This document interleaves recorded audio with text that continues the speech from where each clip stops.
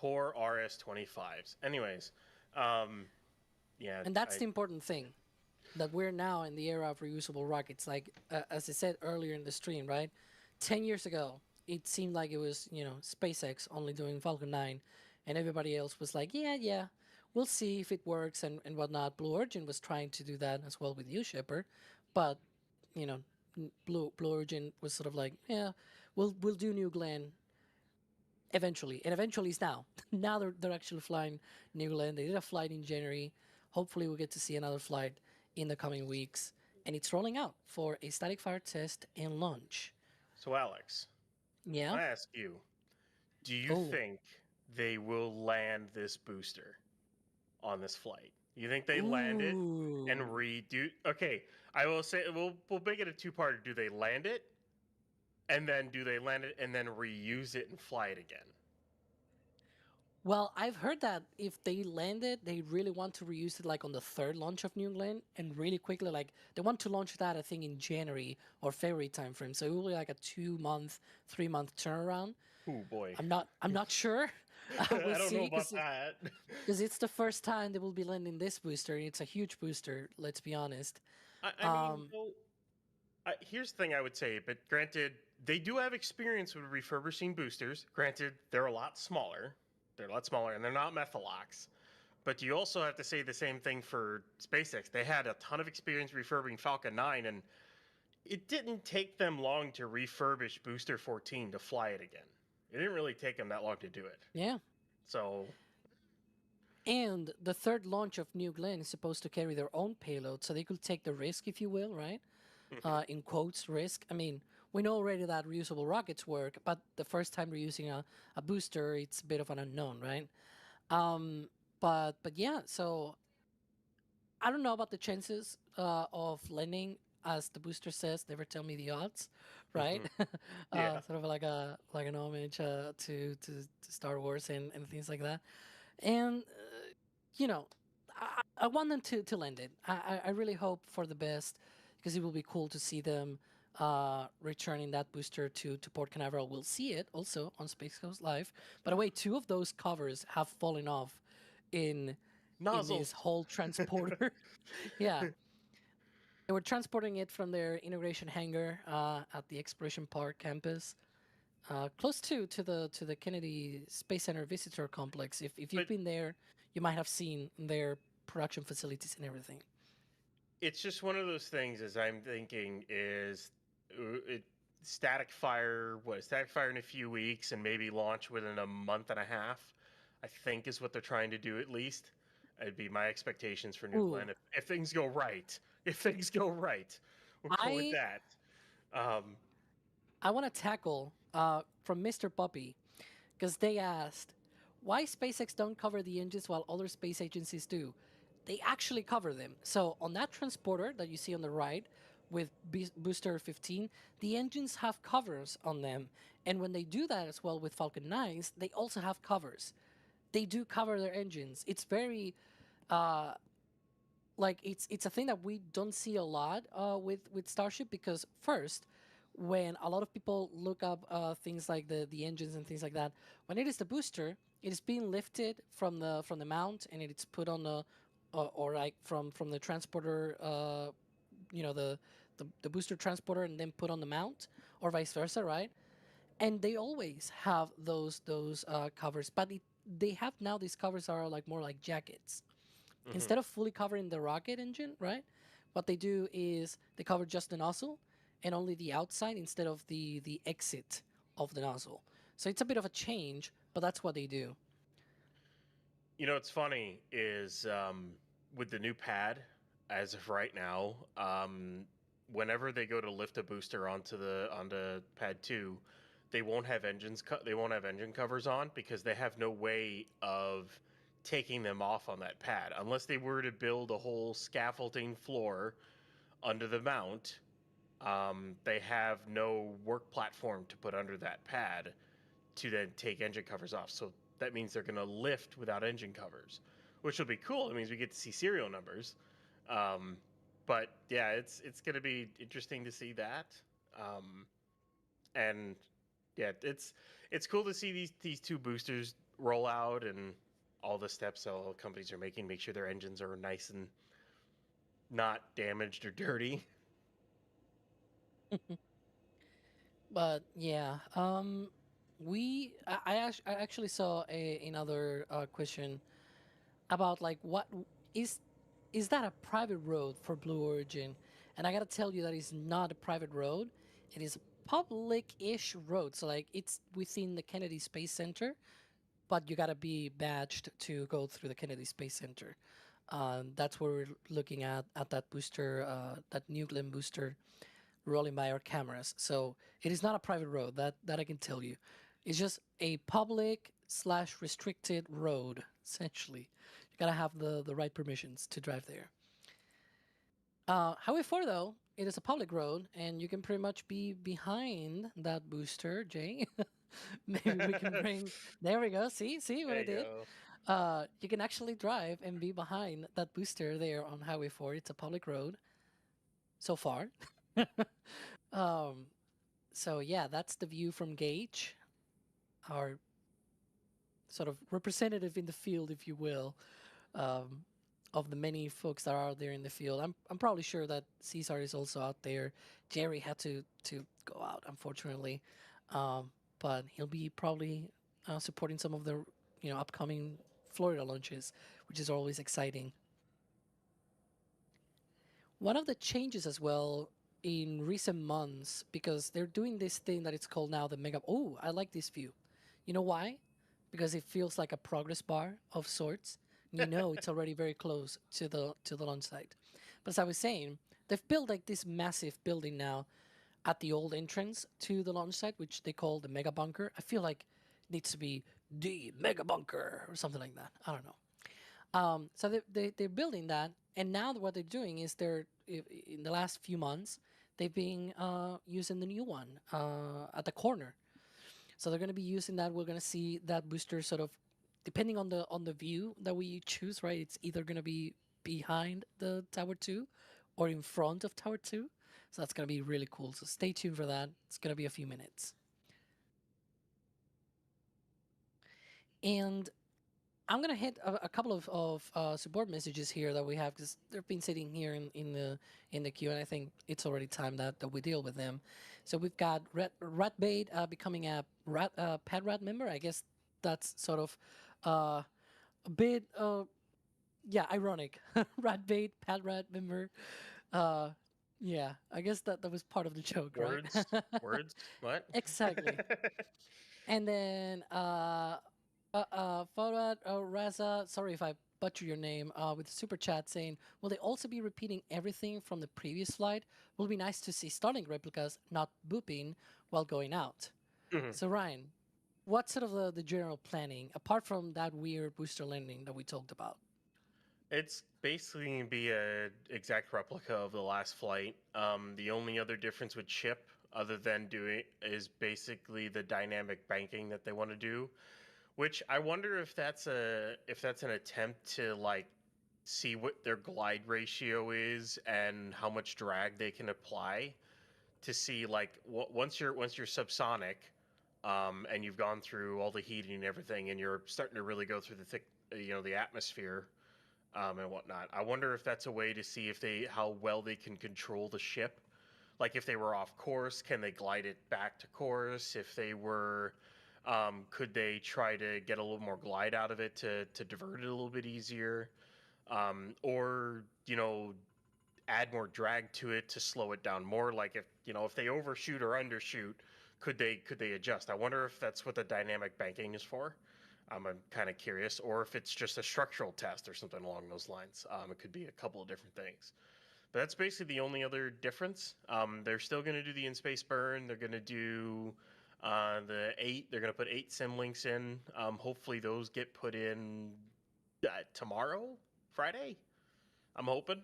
Hopefully roll out within the next few days of that ship. So we'll have to do that first, and then that's pretty much it. That's going to copy and paste suborbital flight into the Indian Ocean. Um, Flight 12 is probably going to be the same with some extra experiments in it. And as Bill had said, I think it was in a symposium, if that goes well, then they will try for orbit on Flight 13. But as of right now, they're going to stick to suborbit. And to be fair, the the thing here with, oh, they're repeating again the same profile and whatever, it might seem tiring and annoying that they're still doing the same profile, but one of the benefits of doing the same profile is the repeatability, right? Like you're not you're not just making it all as you go, right? Like you're trying to compare one with the other by doing the same profile that allows you to better compare, right? And it's also the current profile that they can do, to be honest. Like if they wanted to go to orbit, they need to make sure that they are actually, 100% going to come out of orbit, because that thing will Yeah. start tumbling and everything and re-enter, and it's a more than 100 tons of steel with a heat shield that you It's could see big chunks of steel hitting the ground, and if it hits populated areas, that's not good. you So don't want that part is important. a Starship Long March 5B situation.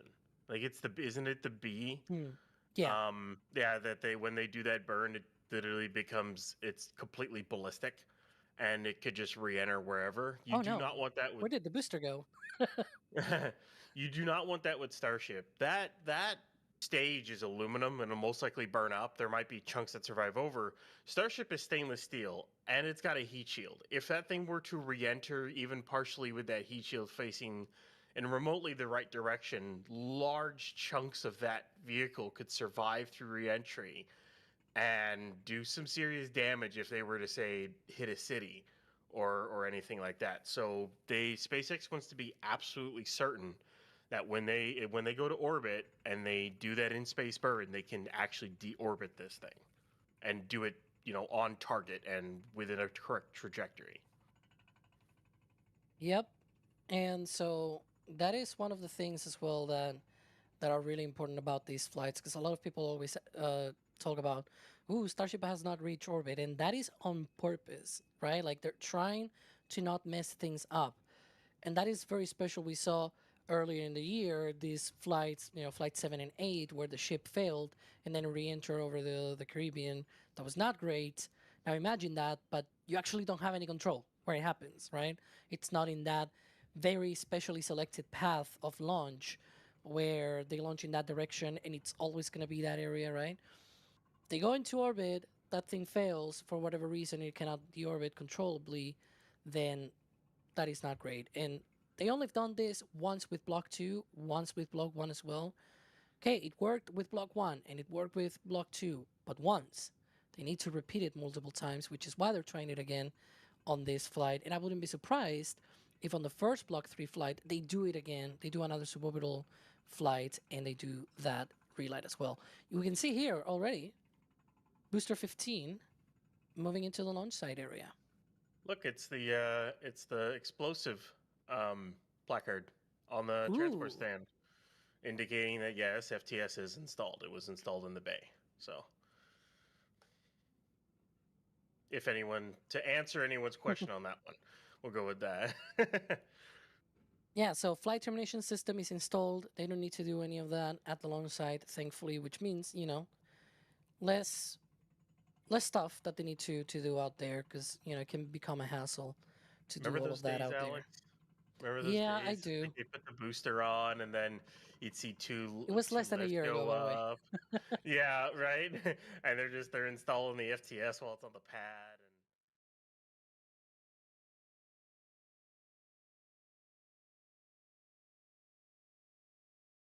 it took them like all night. It took them like 12 to 24 hours to do the whole thing, and now they can do it pretty quick if they have to. Yeah. And so it looks like it is already at the launch site area. That's great. Now we're gonna see it. It's gonna go from one corner of the launch site all the way out to pad 1. So it's gonna take a little bit, but at least it's no longer on Highway 4. So traffic will be happy. That is also beneficial because you can see up top on the left, it's been less than 50 minutes on the road. So that's not a lot of disruption. I mean, it's a bit of disruption. Let's be honest, right? It's the biggest, most powerful booster in the world on the road, but it's for less than an hour. Well, it's not like you're gonna be delayed that much if you're going to work. If you're going to work out there, you're probably gonna be working on that thing anyways. But yeah, so let's gonna hit a few more questions and support. I'm gonna hit for support because this thing is already yelling at me. We also have from Forward Raza as well say thanks to all videographers out there from me, please. Thank you for your hard work. I'm sure they're gonna be appreciating your support because this is again lots of times we say this, but I feel like we don't say it that often lately, and we really need to point that out that we can do this because you guys support us, and the support doesn't need to be oh, I give you money. No. Just watching this, what you're doing, you're watching us, right? And liking and sharing with other people like out there. There's people that are not even aware that this is happening, right? Like how cool would it be that this will be more talked about and not talked about in a bad manner, right? We love that. We love it when things are being treated fair and square, and being covered by what they are and not what some people might want to talk about them and whatnot. But we also have another support with a question as well. Shasper Todd Bot. Sorry for that because yeah, that was a little bit weird. Probability of an actual launch on the first listed date of October 13th. Ryan. So that is the ever lasting question, if you will, where it's like we've got multiple flights, 10 flights already, but flight 10, we had multiple scrubs. Do you think we're going to get another scrub? Like, what's the weather like on Monday and things like that? As of right now, Monday is mostly sunny with a high near 87. 6 to 13 mile an hour winds. Looking at the drops on data, granted, this is still a little ways out, so forecasting is always is not it.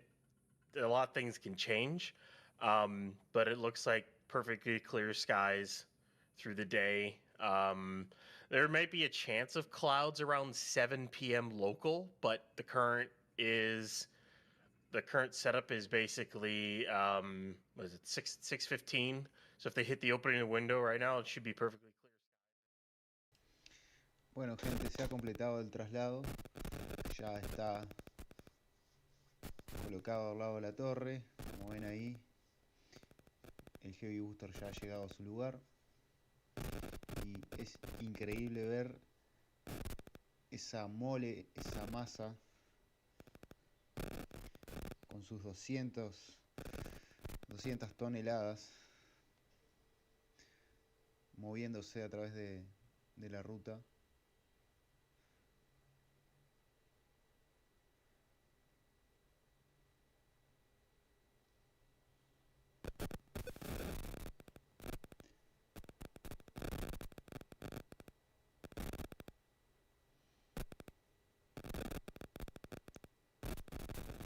Vamos a escuchar a ver qué nos dicen.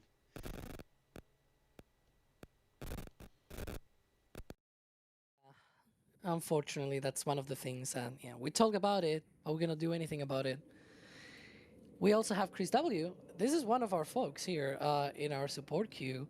Big shout out to everyone who came along to the UK EU meetup over the weekend. Now let's go flight 11. Indeed, that is, one of the main concerns that we had planning the meetup was there's gonna be a flight, a Starship flight, right around this weekend that we were gonna be planning it. And as the weeks rolled by, flight 10 happened, and then we did the math, and it was like, oh, phew, if they do a turnaround like this or like that, then we're gonna have a Starship flight either that weekend or around the weekend. It's gonna be rather complicated. And then we got no TAMs, or no, it was a local notice to mariners, excuse me. Yeah. And it was pointing out October 6th, right the day after that weekend of the meetup, essentially last Monday. And now it's saying October 13th, of course, but when that came out, we were like, phew, thankfully. But yeah. Gonna be grabbing some more questions here from their queue, because we have Bob the Banana saying, why is it that the pads are so far away for the mega base in Star Factory? Ryan, can you tell us why? And I'm gonna guess already the answer, but you know, for those that may have no clue. I guess the other example for that is the VAB is about 3 miles away from 39A and B.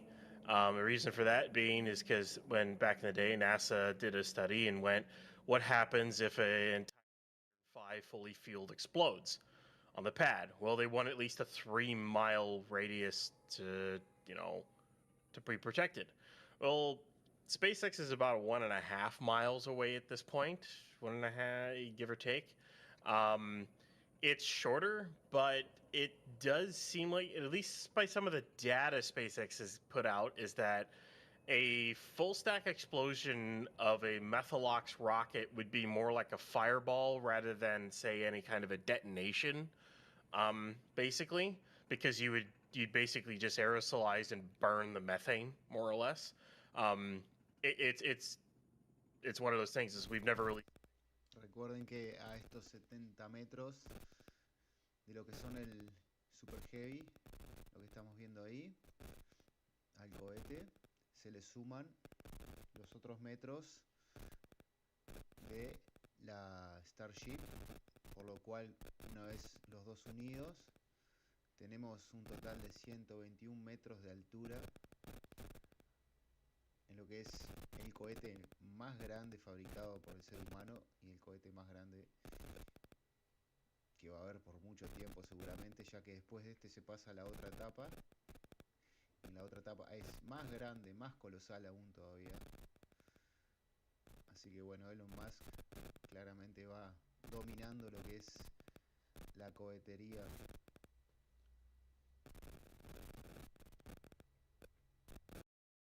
The world's most powerful rockets, right? That wouldn't be great.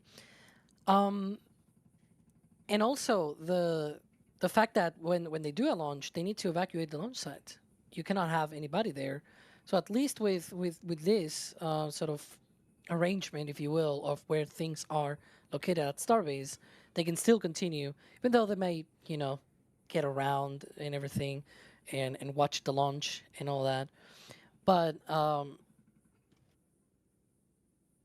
yeah, that's one of the things that I really appreciate, that they have their launch site close to their production site, but not literally next to it, and that's important. But you can have launches close to you if you go to our merch store and you've got one of our prints, Nice. because these are really really cool. We have now a sort of a select offer here, sale of 20% off in certain prints, because we're celebrating Space Week. If you remember, October 4th was the date of the launch of Sputnik, the first satellite to go into orbit. Nice cube suit, by the way, Jay. And so some of the prints that we have in our store are also now, with 20% off. You can get, look at that, like the catch, the launch of Starship. You can have SLS 20% off, and these come as metal, but also paper ones, which are a little bit, cheaper for those that may not be able to afford the metal ones. So you've got both the, like, all of those that are listed there are all of them 20% off for you guys to be able to celebrate Space Week. Celebrating, I think it is already 68 years, right? Ryan, am I doing the math correct? That was 1957. So we're 2 years. Bueno, ahí estamos viendo un poco la propaganda de lo que es la página de la retransmisión que estoy haciendo. Ya el Super Heavy está en su lugar prácticamente, ya ha llegado. Solo es cuestión de un par de metros.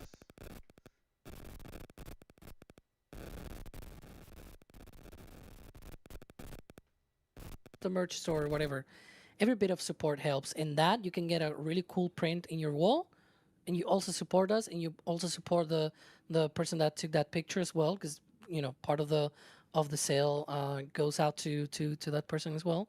So fair game, right? Bit of a win-win situation here. Anyways, we can see it's already almost at pad 1, and it's been less than an hour. Look at that. Yeah, they got quick with these rolls. It should be just about as quick when with the newer boosters. I can't wait to see one of those get lifted onto that pad and we get close-up shots of that engine bay. That new engine bay looks so nice. I can't wait to see it. But for now, this is what we've got until that happens, and it's I guess it is kind of is it a somber note, or is it just a melancholy, whatever the word you want to use. This is going to be the last time that these sticks ever lift one of these boosters. It's possible it's the last time these sticks ever lift a booster, period. If these sticks get scrapped or not, it's still kind of up in the air whether or not they redo them entirely. They just modify them. We'll see. But yeah, it's the end of an era for the program. Indeed. And I want to deal with one question that I just saw in our queue. Finn asks, when is the next Starbase update in this week in spaceflight? I know you all were busy with the EU meetup. Just wondering. That is a great question. I'm going to deal with that right now, which is next Starbase update. It's going to go out today at 6 p.m. Central, 7 p.m. Eastern. We're also going to have a countdown to launch later today as well. So it's going to come out right after. That's the hope, at least. We'll see. Ryan, shout out to Ryan Caden. He's, pulling through and trying to push through the editing and everything. Yeah, we had that EU meetup. We were not able to have any other writer outside of the EU meetup, essentially. So I was the only one available for writing. I had to wait until Monday. So we're trying to go through that editing right now. And yeah, this week in spaceflight, in that case, it was the editor, not the writer. We actually had all 3 writers of this week in spaceflight at the UK meetup. That was super cool. We had a selfie and everything. But this week we'll return, and I think it's also Alicia as well on camera and everything. So this week, after that this week in spaceflight, it should be all back to normally, regularly scheduled program, if you will. Look at that. It's already there. It's just like nothing. Now It's been rather quick. yeah, it's pretty quick. Now to turn it, line it up, get the SPMTs in a perfect position so that the stand is in a perfect position, so the booster's in a perfect position so that the sticks can grab it accurately. It is probably one of the few things of the system of using the sticks to put it on the mount that's a little bit tedious, is you have to get these boosters and ships positioned perfectly. Otherwise, they'll come out of the stand a little wonky, or they might bang against something if you don't do it right. That has already happened once. It was 16, I think it was, after its static fire. Was it 16 or was it? I think it was 16. Try to remember which booster off the top of my head it was that they tried to put it back down on the mount and it didn't really go that great. It still flew though without any issues, but Yeah. It kind of looked like it went ding. It's like, oops. Things happen, We have, so this is an interesting question, and I think geometry will solve this question. Will answer this question. Excuse me. From Kelly asking, will the timing of this launch allow transiting the sun photos? If so, make it happen for a metal print. I'm sure our photographers are anxiously waiting for such an opportunity. The problem is, I think, if I'm not wrong, since this is going east, right? A transiting shot, because it's going to be sunset, the sun is actually going to be on the west. And that means the photographer will have to be on the east from where the launch site is located. And if I'm not mistaken, that's the Gulf. One of the things that you might see across our sites is we've got one on the south, we've got one on the north, a little bit to the west, right? But there's no sites on the east. And the whole reason for that is there's water there. It's the Gulf is there, right? So we unfortunately cannot do that yet. That transiting shot, but I'm sure we'll get to it when the conditions are right. And our photographers, I'm sure they're gonna be, you know, really stoked to be able to get that opportunity whenever it happens. Um, let's see, because I also have a question here from Jane Bailey or Bale. Or, I'm really sorry about butchering your names. Not too used to do this. The 13th is a holiday. Are they going to let them launch on a holiday? Ryan, is that one of those holidays that they can sort of? Yeah. So essentially, it doesn't really affect the launch in this case. And if you remember, guys, last year, October 13th was the launch of Flight 5. That was the catch of Booster 12. And it's really interesting that we may see this launch of a reused booster the second time they are reusing a booster here just a year after the first catch of a booster. We got from KSAT, and I think this is perfect for you, Ryan, because don't they have any guidelines on the ground or to help with the alignment? Much in the same way airports have lines on the tarmac for airplanes. So they do have embeds around there that they can line up with. I wonder if the other part is, I think they also use GPS to do it as well, like incredibly accurate GPS to line it up. Um, and it's kind of fun where they have to put it in because there's like a little bit of a doghouse. Ooh, that's a nice Ooh, view. that's a really cool view. There's a little bit of a doghouse there for the OLM that kind of it's not in the way, but it gets close to in the way. Um, it's it's kind of fun for them to line it up. We'll just go with that. It just takes a little bit of finicky and precise movements and stuff like that. Um, it'll be the same thing for the next pad. It's not really going to change that much. The only thing that's going to change for the next pad is that because of the wider pad, they had to do a modification on the water manifold so the ship aft flap wouldn't hit it. We're not going to go into that right now, but yeah. And I'm also seeing some questions in chat as well relating to when the lift might happen. And I feel like we've seen recently that pretty much a couple of hours, maybe 3 or 4 hours after the booster has rolled out to the pad, they've already lifted it, right? Like they don't. It's not like the old days where we had to wait days even to see them being lifted on the launch mount. Nowadays, it's like roll, prepare a few hours the booster and the chopsticks and whatnot. They lift it, they put it on the pad, and yeah. Yeah, Um, I was gonna say yeah. it'll probably be lifted this evening, give or take. The hope is during CTL. That's the hope for you, Alex. Maybe it'd be cool for that to happen.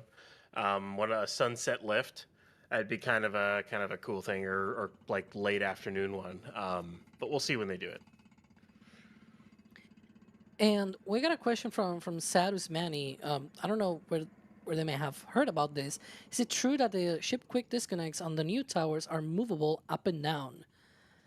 Is that even true? I've not heard any of this, Ryan. What do you think? So the current setup on it's the tower at Roberts Road that has it as well as the Pad B tower. They literally just modified it over the last few weeks.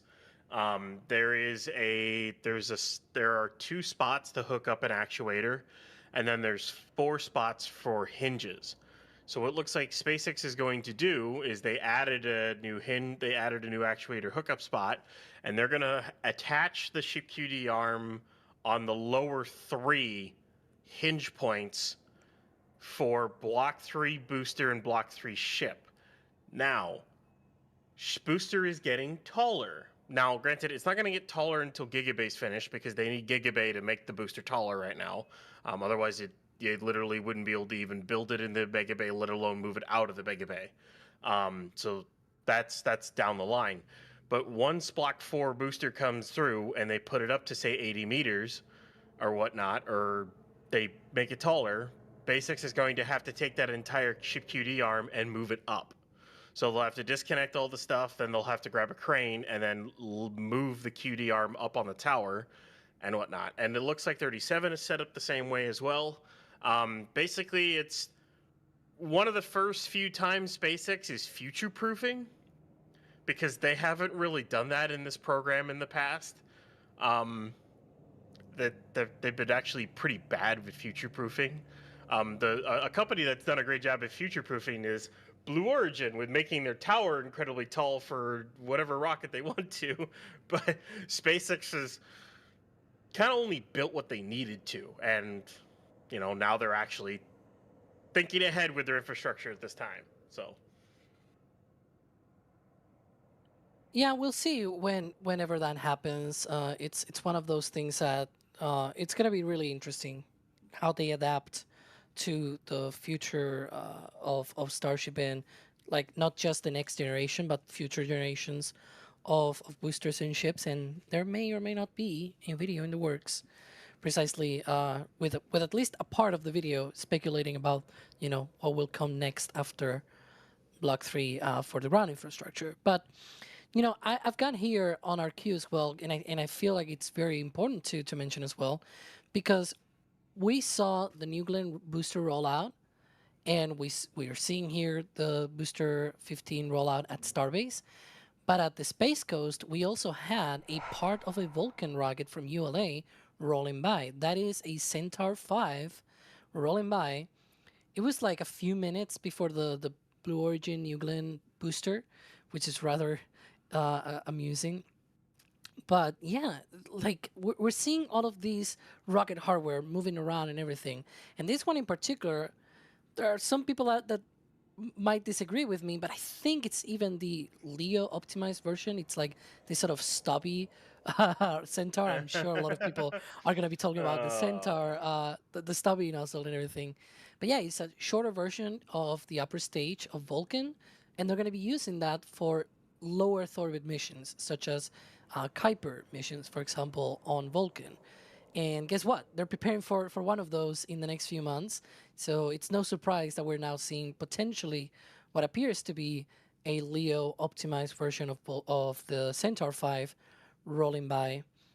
It is a surprise though that they took the VAB road here, because it's not usual that we see that sort of hardware rolling by that part of the center. But still nice. It's always nice to see rocket hardware in the wild, if you will. So yeah, I mean, we're coming here. It's already what, 62 minutes or so that we've seen this booster rolling. It's waiting there. There might be adjusting things here and there and preparing it to put it between the chopsticks. And yeah, I feel like we're probably coming to a close here. I can maybe take a couple more questions. So if you're still in chat, do it now, or forever hold your question for the next stream, which we will later, of course, count on to launch. That should be, if I'm not mistaken, at 4 p.m. Central, 5 p.m. Eastern. And there were also folks asking about the lift, if we're gonna stream that. We're gonna put that out on Starbase Live, mostly because it will be a lot of streams and whatnot. Again, we have a countdown to launch later today as well. If we've got that countdown to launch and that lift at the same time, of course, we're gonna have commentary live of that lift as we are on countdown to launch, also with face cams. So you're gonna see my face as well, because I'm gonna be on that one. But Ryan, thank you for being with me here on commentary. It's always nice to to have some company. it's a pleasure as always, Alex. Yeah, I can't wait to see this thing go. It'll be bittersweet. As much as I've bashed on this pad in the past, I mean, it has gotten this program to where it has been. So yeah, but yeah, I will not be on CTL tonight. I think that's gonna be it's either Friday or Saturday. I might be on. I don't know which one yet at this rate. But you at least have Alex. So yeah. For a programming note, I'm probably going to be leaking maybe some of the plan, but I don't care. We have a Raptor site tomorrow, because somebody else was asking about Raptor site today. Raptor sites are usually on Tuesday and Thursday at 2 p.m. Central, right? So we're going to have that tomorrow, Thursday, which is why tomorrow we don't have a countdown to launch. So instead, you go to Starbase Live and you've got your little sort of countdown to launch, but it's still, Raptor side. We'll also have the coverage, hopefully the weather cooperates, of Kuiper Falcon 3 out of the Cape as well. And we will be back with the Flame Trench this Friday as well, because we were asked about, this week in spaceflight and Starbase Update and all that. We did not have a Flame Trench either last Friday. We will hope to see and have the people for a Flame